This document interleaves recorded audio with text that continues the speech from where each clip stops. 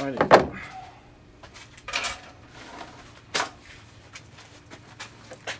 First, clear out your old grease or new grease which didn't got accepted,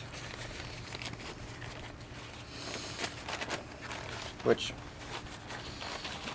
is a little bit of a messy job, but hey, you work with grease, you know how to do it. There's some old one in, this is brand new, this is old grease. Just take it out so you guys can see. And yes, there was some Lucas oil, high-speed grease in as well.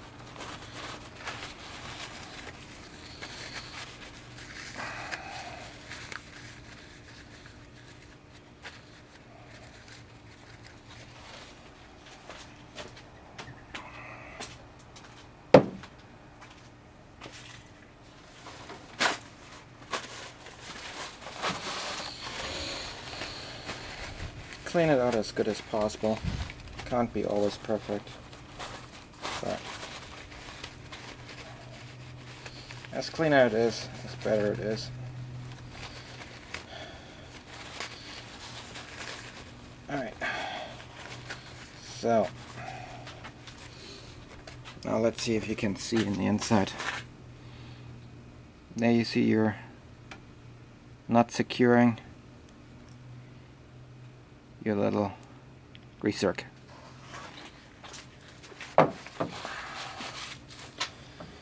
Best way is you have the socket which fits on there. I have to look for that. Let's see if this one already comes out without it. Nope, because there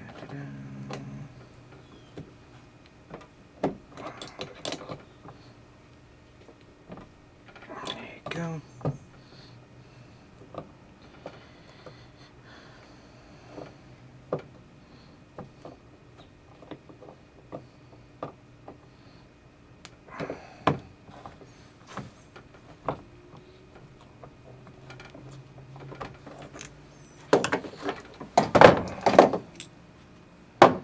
Grease. Alright, I'm back. So problem with this one is just simply the spring is too strong, which means I can use it elsewhere, but I don't care too much. So I went over to Rural King. You can also get them at Tractor Supply, but this pack is like $3 and it contains 2, 4, 6, 8, 10 of those fittings. So in the Harbor Freight it is a 1/4 inch version with a 28 thread count, just so that you guys know. And so all we have to do is to replace one and to see if this one is working. Just put it in. Let's see if, yep, it's working. So you can see it's shooting. If you go slow, it doesn't do anything, but if you squeeze hard, it will do the job. Alright, I just did a test quickly, and as you can see, it just works. Alright, when you work with bearings a lot, you'll notice quickly that you can actually do a lot more work if you have the right tools. So get yourself a piece of 4x4 by, I would say, a foot long, that works in all different ways to get your tire work done. Tractor Supply nearby or a Harbor Freight. They sell these big wrenches, 1/8" and 1.5" on a 3,500 pound axle. Most of the time you see it has a little bit of play, but it is your 1.5". So pull the nut on tight, so tight that your bearing is pressed fully in, that your tire is still spinning free, but doesn't roll off on you. So see that we get there. The point, there we go. Fits right through.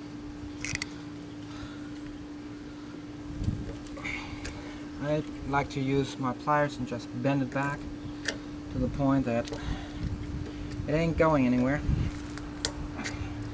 Once I'm at that point, I just tap it, let it fold over. This way this nut does not come off and stays in place. It's also not scraping on your bearing cap. So now you put your bearing on. Now you have to tap it. So if you tap it with a hammer, and I like to use a 32 ounce, Harbor Freight sells it for cheap. Just look for the deals. It's like $5 or $6, maybe a little bit more. I have to check the prices. But you get this on, you can tap it like this just to hold, and you get your wood block. That's why I use the wood block. Just hold your wood block in one big smack, and it's solid in. You might want to do a second tap, and it bounces back. That's why it leaves these imprints. But now your grease fitting is all in place. Your tire is on. It's working good. It rolls free. And now you still have to see if you have to fill up your grease fitting here to the cap being overfull. That's why I'm saying I always do a little bit of pre-filling, because when you smack it on, this one gets already pushed back. As you can see, it's not. Turn it around, you see it. But now you put your grease on it. I like to have my Y cap here on top. Now you see, it's already pushing out green grease. So this one, this is green. This is what I put in by hand earlier.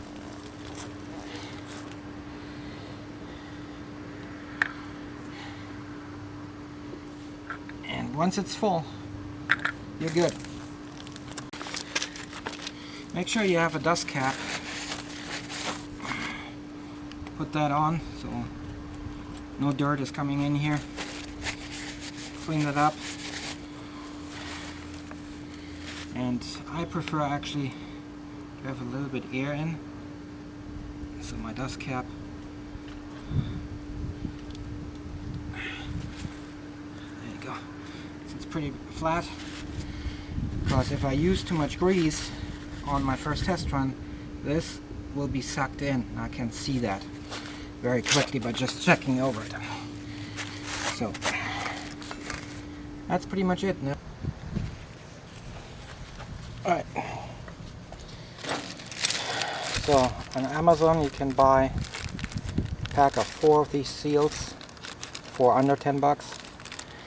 Just buy them in the pack so you always have them. If you want to take it out, use just the pry bar for your tire.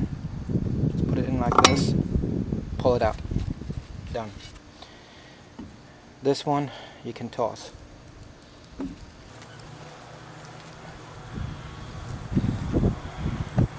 These fail most of the time because that little spring in here is breaking, or it's being heat worn out to the point that it does not seal anymore proper. So cheap item, costs less than $2, maybe $2. Saves you a bunch of headache down the road. Bearing looks good. If you don't have a cup with grease in it for this, what you can do is inject all the way around a nice amount of grease onto the race, like so. Hope you can see it. Let me look through the finder. I hope you can see it up close.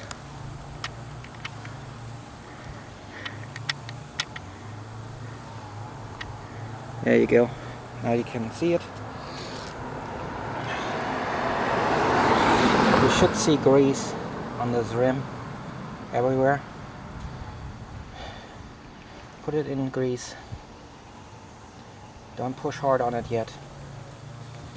And now fill the backside.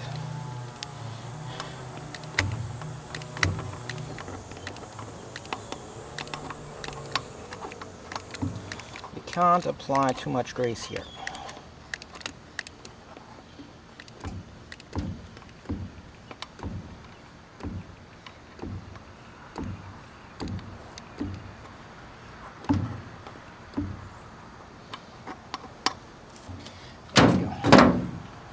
Enough grease applied. So you have proper greasing already on the inner fitting. Take one of those, and again, buy a pack of 4 and you save money. I'm gonna post a link for my Amazon shop for these.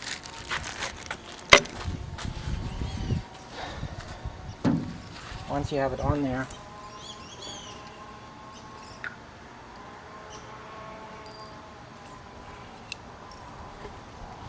gonna use your hammer,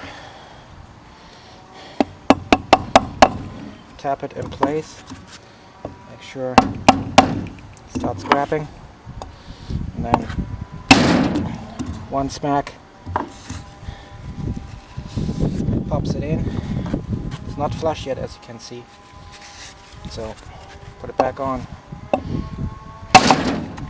One more hit and it's all flat. Sometimes it shoots out grease. So, but this is how you proper grease your bearing on the inside. Now you have grease stuck here on the hole. As soon as you push that onto your bearing, what's going to happen is it actually wraps onto your bearing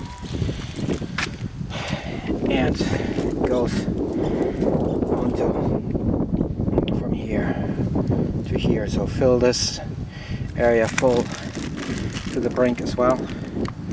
Zoom you guys out. I'm going to put you guys back on the stand.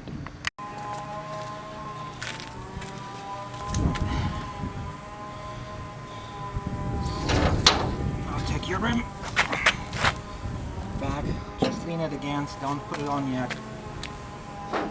Make sure you have your grease gun ready.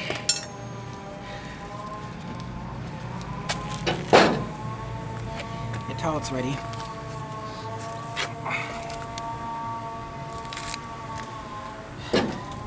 So now what I like to do, I fill this area up with my grease gun first. Since this one doesn't have center hold cap to fill to the back side.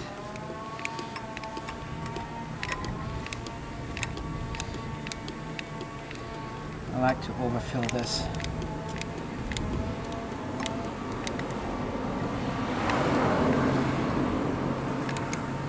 Alright. Filled nicely, pretty much halfway. Now you put the tire back on, and while you're putting it on, the grease comes to the front. Lift your tire up and over. Now you're all there. See that some of the grease went here to the front now? So I take this grease,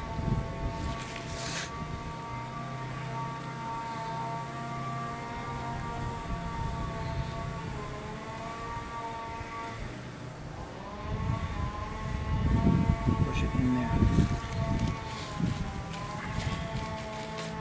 get enough grease to the inner cavity right away.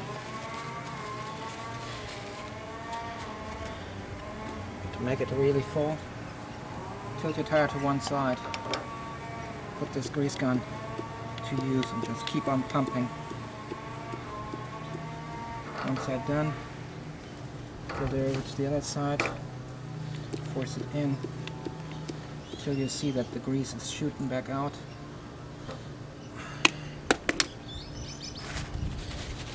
Again, you can't apply too much grease here in this case. Now, your inner bearing, yeah, called inner.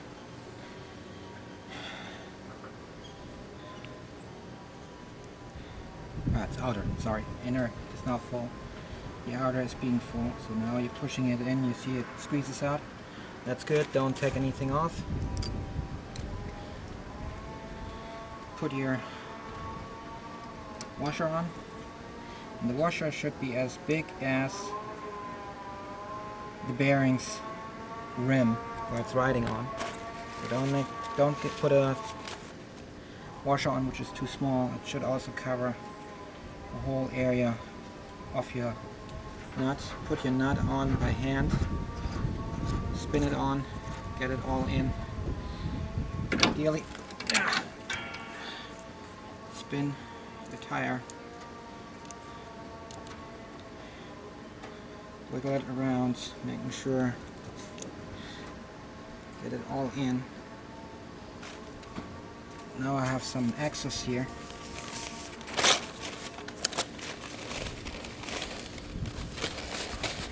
Take the majority of the excess off. Put it in your cup. As long as it's clean, you're good. If it's dirty old grease, dispose it proper. Right. Wiggle it on by hand till your nut is snug on. As you see, the tire is spinning very freely now. Loaded with grease. And now we get this one on as well.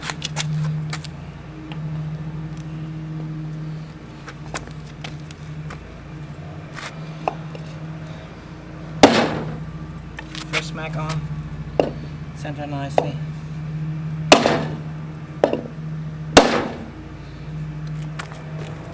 And on it goes. Make sure, that's another trick.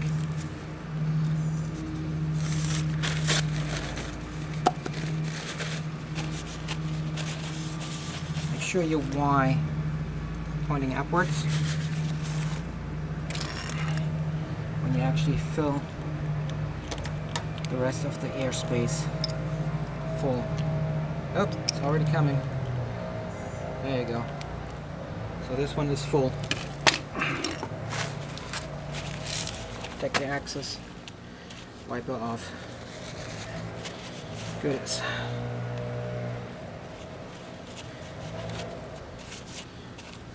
now this one is full with grease as well. Done deal.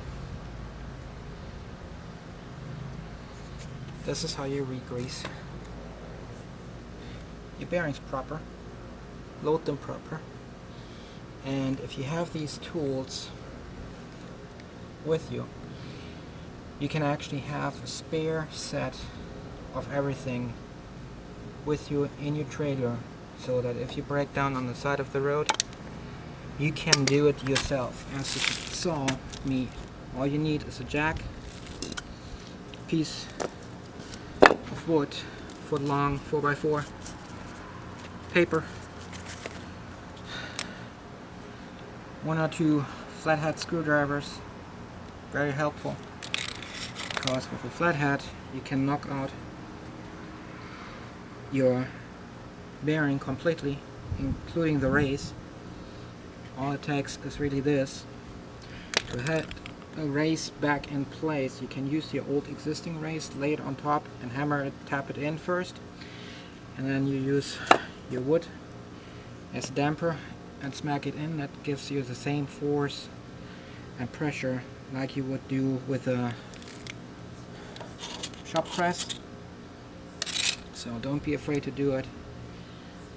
If you need to get in,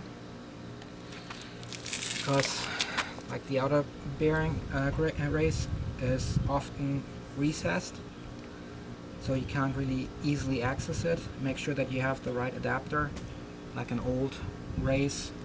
Grind it down when you're at home, so it just slides in and out as additional space, and you can lock it in with wood. Same for the inner. A bearing per side, so you have two bearings, one on the inner and the outer. Each should be around $5-6 a piece. So just have that plus the seal with you. Make sure that you have one of these with you. I like to have a pair of pliers with me, a hammer, a grease gun, a jack, and that's I think it's a tire rod, they call it. That's all you really need tool-wise to actually service your whole tire without taking your tire off, so that your bearing is reinstalled. All in all, it will take you, if you do it the first time in the field, I would say around half an hour for a whole thing. But if you do it more often, time will decrease and you will get it done faster. The reason why I'm telling you guys this and showing you guys this is I've broken down on a toll road 30 miles away from any civilization. I had to get AAA out, and AAA didn't want to pull the trailer because the trailer was too wide, because it was having two Sea-Doos on, so wave runners, jet skis. But because I had with AAA, that was years and years ago, my RV membership, which includes that they pulled trailer back then. Now they have it separate where you actually have to add your trailer. It's either 32 feet and shorter or 32 feet and longer. It's either plus $40 to your membership or $80 more. If you want to save that, just make sure that you have these tools with you, because you can do it, and even any state trooper or other officer will help you and back you up so that you don't get run over. Make sure that you pull to the side into the grass more, halfway, not all the way, only halfway, because if you have full load, the side of an interstate or highway or any county road is maybe soft, so you have the tendency that your trailer might sink in, you can't get it back out. So make sure that you do it very slow if you go off the road.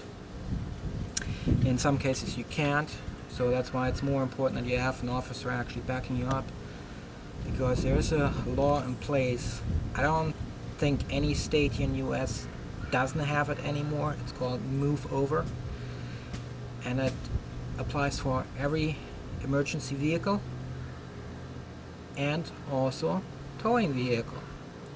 A lot of people are not familiar with that law, but it was passed years ago and it's now being strictly enforced. Some state troopers I've seen in different states got smart and actually setting up stings where there's a tow truck just parking with its lights on, which already applies to move over into the next lane, or you have to go half the speed limit.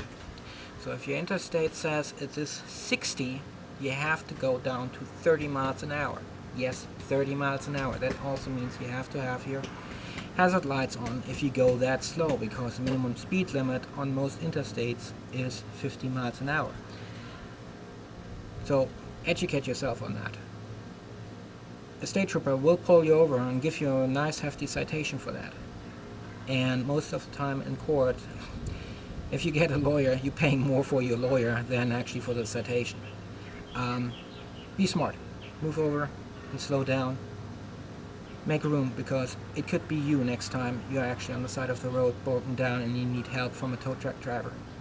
There are enough videos out there where tow truck drivers and officers getting hit because people do not pay attention.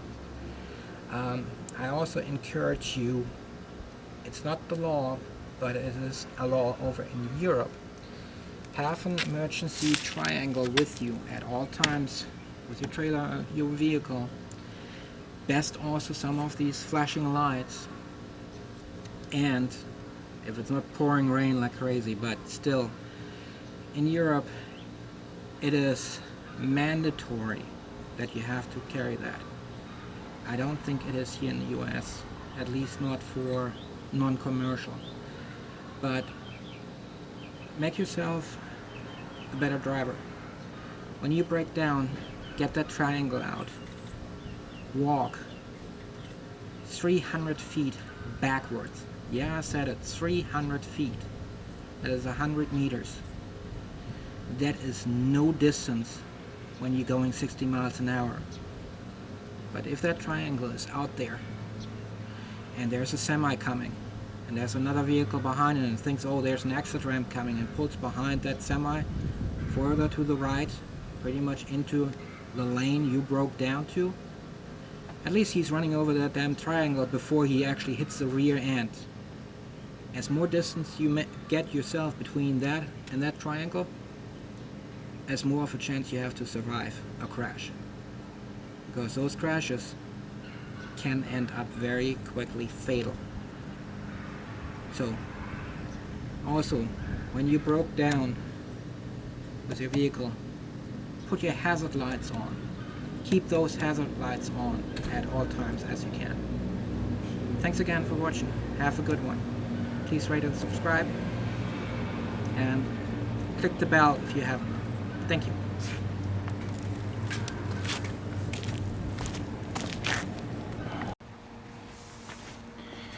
Alright, quick bonus. These are the bearings I removed. They seem good working. This one doesn't seem to be too well. This one does. But they're both bad. And I'll show you why. So just the rub test doesn't give you always the hearing. But this, definitely there's dirt and other stuff in it. Now you look in the inside and you say, can't see anything. Well, clear it up. And let me show you guys. You see all these indentations there? That is what makes the noise. This is eaten out. And this is not only on your race, also your bearing itself. Check it. And sure enough, you see these grooves there? That's a bad bearing. That is not grease. There and there. And it goes across here. So be smart. If you see that one of your bearings has that, one of the pieces, change both out. But obviously the sound test does not always help. Like here,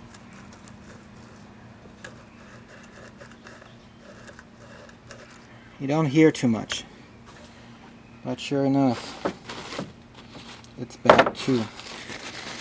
That bearing is still good, at least the way I checked it, but your race, it starts small, very small. Not sure if you can see it. Let me get it in. You see that little mark there? That is not grease. That is how it starts. Once you see that take it off, replace it. Because as soon as it starts, not even 500-600 miles down the road, it looks like the other one, and that does do serious damage. So bearings are good if you service them good, so make sure your bearings are always serviced right. This applies to your trailers, this applies to your cars, it applies to your moving vehicles, no matter what you have. SUV, semi-trailer, you name it. Anything which has wheels and moves. Yep, tractors too. Make sure you service those, because replacing those is cheap. Service those frequently is even cheaper. Just use grease. Apply grease. If you run your trucks, your truckers know it's their lifetime. If they break down, they don't get paid during the breakdown most of the time. Some are lucky, majority isn't. Other thing, grease is cheap, so use it. Just don't get it onto your brakes, because lubricating your brakes doesn't let you brake anymore. So make sure you grease the right parts. Thanks guys, have a good one.